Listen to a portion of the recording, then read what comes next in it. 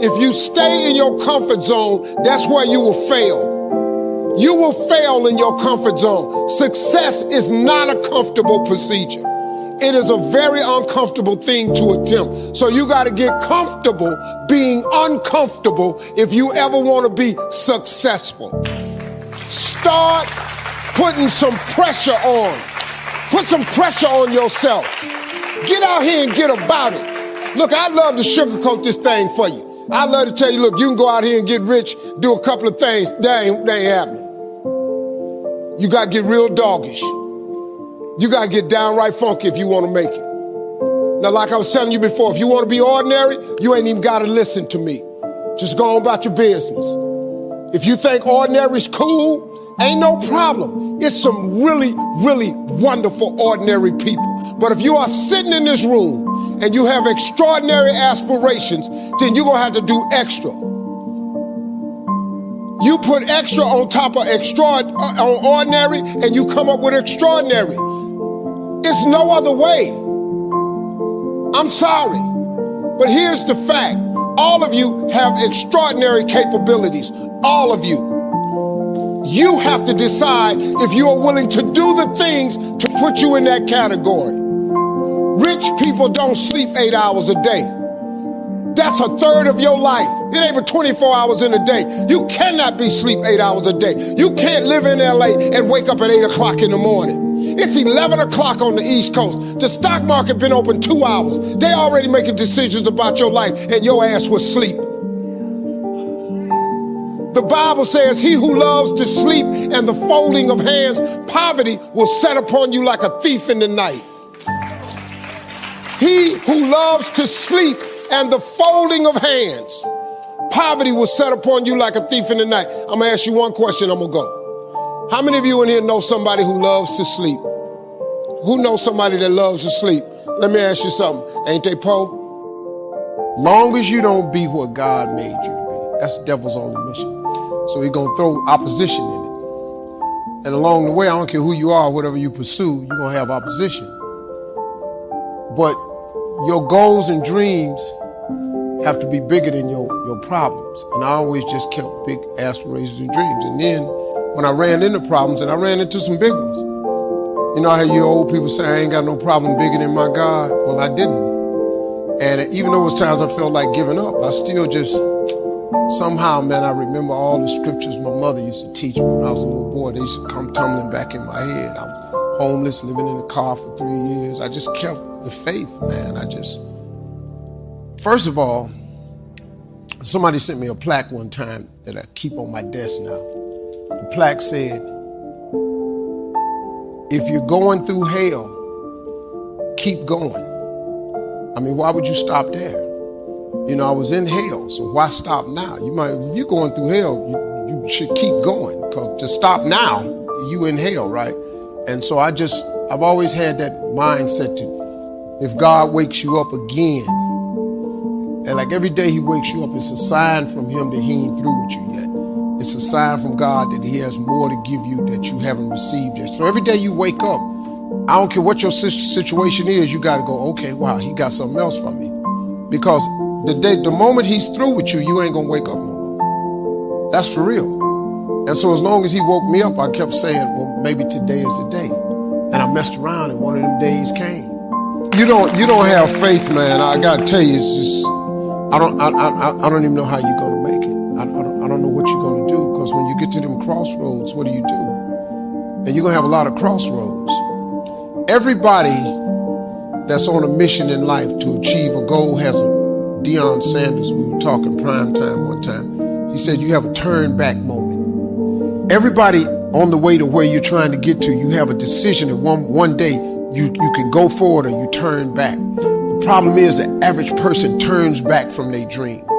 Like if you've had these like amazing dreams, but you just decided, well, you ever heard people say, well, I guess it wasn't the Lord's will. Wait.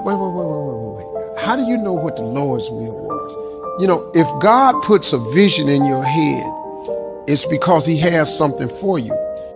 He put it in my head in the 6th grade that I would be on TV one day. Now, I had a severe stuttering problem. I'm in the hood. I can't talk outside my house. But he still put that in my head. So when the teacher asked me what I wanted to be when I grow up, I wrote that on my paper. They laughed at me. The lady told me, you'll never be on TV. You can't even talk. She told me, my teacher told me that. This is a principal who's paid to encourage students. She said, you'll never be on TV. You can't even talk. The scripture says that your gift will make room for you and put you in the presence of great men. That's what a gift does. Now, if you can use your gift towards your family, you may have an affinity for loving your family, and it provides a certain level of comfort or encouragement to them. And that's just you being a beautiful person. But something in your life that you does will make room for you. And what that means is it'll make a way for you. Your gift will make a way for you. It'll provide your life to have purpose and meaning. That's what it means when it says your gift will make room for you. Like my gift has made room for me. It has allowed me to spread out and expand. If you're a teacher, your gift has made room for you. You're an educator. This woman's been an educator for 30-some years. She loves that. She loves, you need people like that. Who educates the children, you know what I mean? That's a gift. So it's not either or. You don't have to pick your family over your career. If you're doing that, it's because your family is laying some type of guilt trip on you. And see, that's a very dangerous family member. Once again, I told you, the devil's job is to ruin you of your destiny. Some of the people who work for the devil are your family and your friends. So you got to be conscious, man. I've had family members when I first got started tell me, you got to get out of comedy. You just need a regular job. You got these twins. You can't be going off nowhere. But if I don't go off nowhere, I never become this. You can be a leader, but a leader is a developed set of skills. It's a developed set. And the more, but see, here's what stops the average person from being a leader is the fear of the consequences of leading. Most people don't want the responsibility of being a leader. But let me tell you the trick though.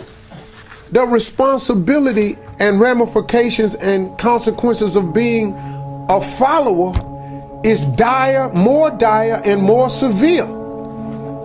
Because now, as a follower, you just got to go along with whatever. You know how many adjustments you got to make when you're a follower? But the man come in and decide I'm having layoffs, and he hand you a slip and it's Christmas. What? That wasn't in your plans, but you decided you didn't want to be a leader, you want to be a follower. Now guess what? You got to deal with that. If I'm a leader and I own a company and the company start losing money, you think I'm fitting to not have my life? No. Cutbacks start on the follower. The leaders don't go, well, let me quit. Because if I quit, ain't nobody eating. The cutbacks start at the bottom. So you have to make a decision if you're going to be a leader or not. But understand what a leader is, though. Sometimes you just really want to be the leader of your own life. See, you don't have to lead a world leader. I have no aspirations of being Martin Luther King. I have no aspirations of being Gandhi. None whatsoever. I had really no aspirations of being the leader that I've become today. That I got young men listening to me that I wasn't even really counting on. I got dudes emailing me, man, running up to me, man, at Essence. This brother ran up to me and Terrence was stopping him from talking to me. And the big brother, about 300-some pounds, sweating, had a chef coat on, had a thermometer pen, sweating all over the place. He had seen me come off stage, saw me go through the back. He ran all the way around to meet me. And Terrence, stand down, soldier. Well, this big dude right here ain't with that. He said, hey, little man, come on now. Ain't nobody got time for all this here. I'm trying to holler at this man right here because you don't know what I've been through. Stand down, soldier. Little man, before this turned into something else, I got to see him today. His whole thing was he was a prison inmate down in New Orleans, had been listening to me on the radio since 2005. Did his 5 years, got out the joint, started studying in prison food prep, because he said, man, you told me one morning you ain't gotta sit there and do nothing. You can better yourself from behind the wall and make one plan on not to come back. He said, you changed my whole life. He said, I come to tell you, man, I'm the chef right now at the Hilton. But the big dude was just crying. You know, we end up hugging. I cried with him because, you know, I be feeling people like that. I have no idea, nor did I have an aspiration to be an inspirational person to them. But I have always asked God in my own way to make me a relevant person. You know, I don't want to be a cat that when I die, ain't nobody tripping. Church empty, ain't nothing right here. Because, you know, it's two things, you know, when a person dies on their tombstone, there's a birth date, there's a dash, and then there's a date of your demise. And let me tell you something. When you die, they're not going to talk about your birthday. They're not going to talk about the day you died. The biggest conversation will be about that dash, that little dash. That's the life you lived in the middle of that date of birth and the date of demise. That dash will determine who you are.